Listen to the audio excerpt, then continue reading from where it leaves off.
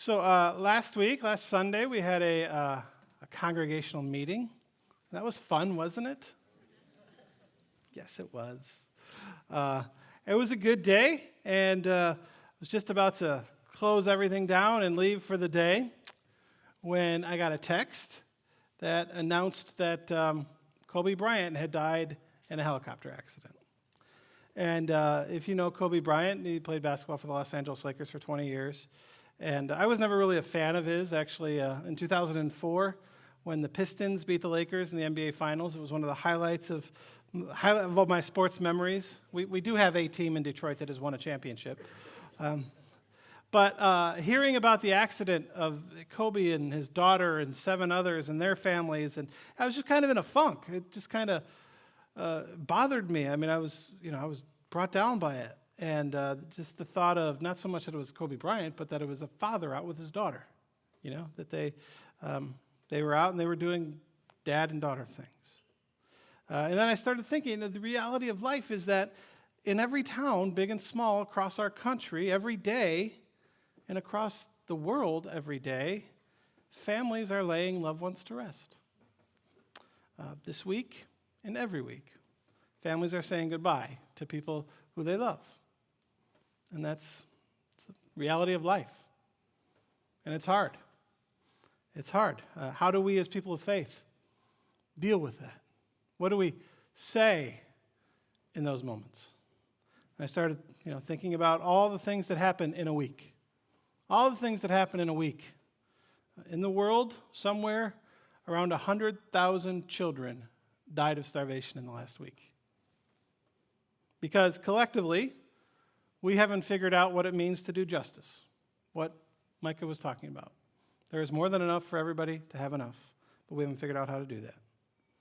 Somewhere here in America, around 2,000 people have been shot in the last 7 days because we don't love kindness.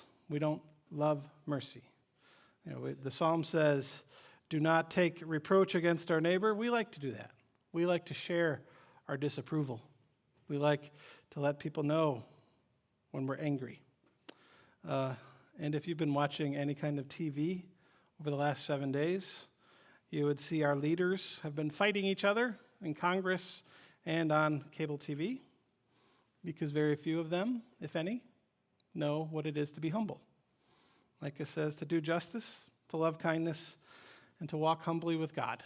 And we look at our leaders and I don't know how many of them know how to do that. I ask people all the time as an icebreaker, if you could go to lunch with anybody, who would it be? Very few of them say Nancy Pelosi. Very few of them say Mitch McConnell. Actually, none of them have ever said either of those people. I don't think we really like our leaders. And they're not very humble, and that would probably help. But I don't think we want our leaders to be humble.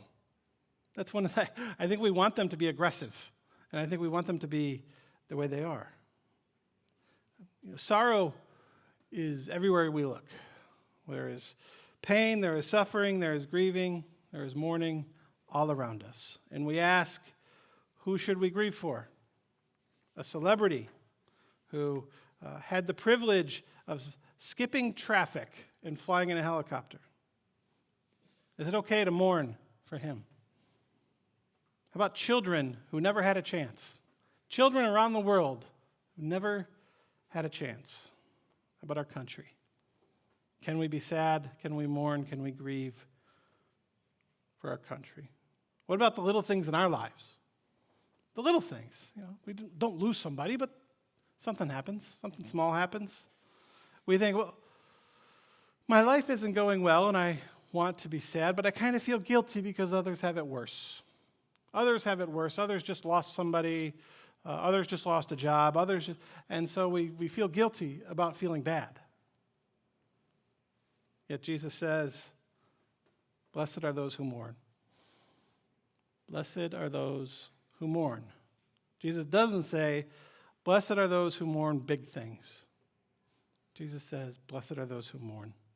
It's okay to grieve. It's okay to mourn the little things too. Big things, little things, the whatever. that calls you into mourning, the whatever that calls you into grieving. In those moments, give yourself permission to grieve.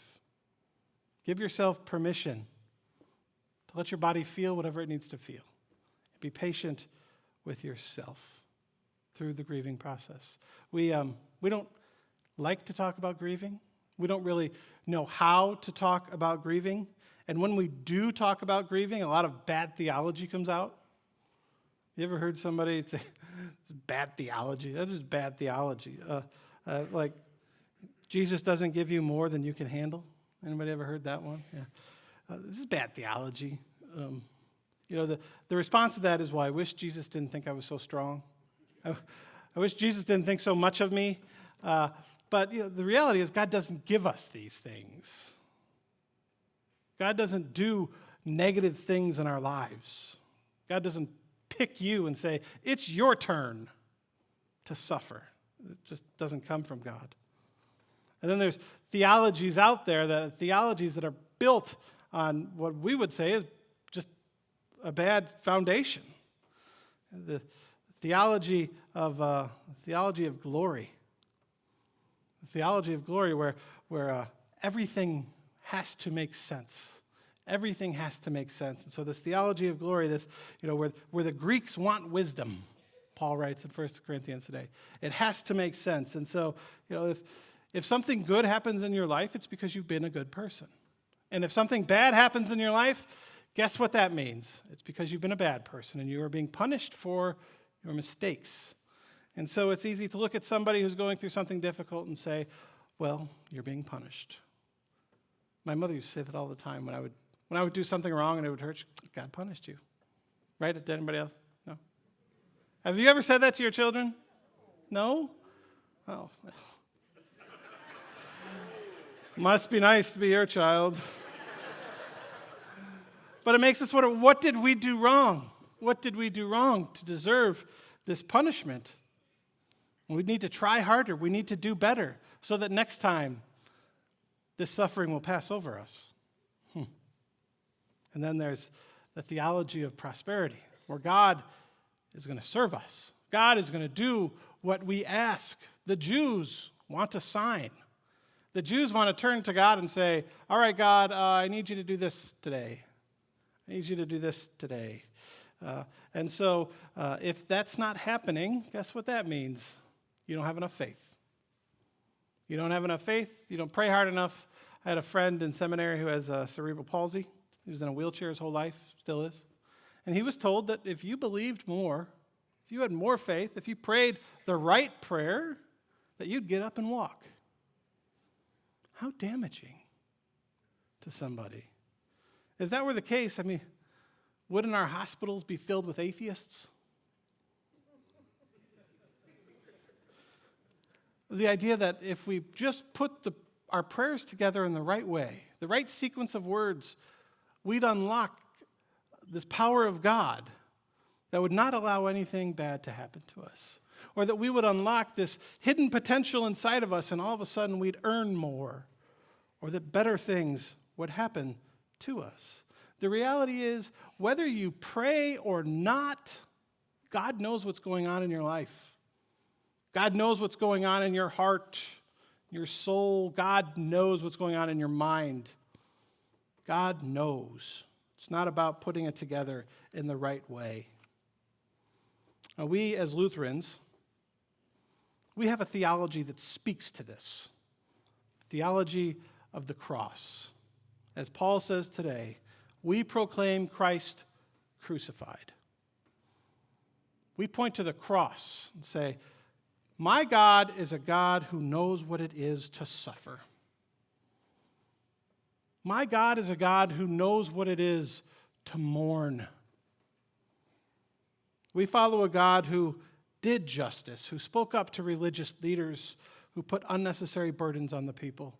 He stood up for the small guy. We follow a God who loved kindness and mercy, who loved proclaiming God's forgiveness and salvation to people, who loved people. He just loved people. And because he did those things, he was executed. And he was the living embodiment of humility. especially when he died.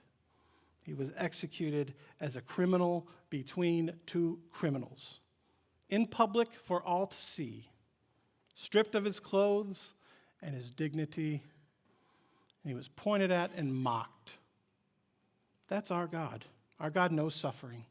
Our God suffered for us so that we would know that all suffering is temporary. All mourning is temporary. More than that, we know that our God suffers with us. Our God has promised to always be with us the day we were born, with us when life is good, with us when life is hard. God is with us when we suffer and when we mourn. God is with us through the valley of the shadow of death, and God is with us as we walk through the gates of heaven. Because no amount of grief or suffering or pain can separate us from God. And no amount of suffering or grief can undo God's promises to us and in our lives. No amount of suffering or grief can take away our hope. Jesus said, "Blessed are you who mourn, for you will be comforted." Until that day, when God takes away all the pain, all the sorrow, all the suffering, may the promises of God give us each enough comfort to face the problems and the sorrows of each day, of each problem that comes before us. Amen.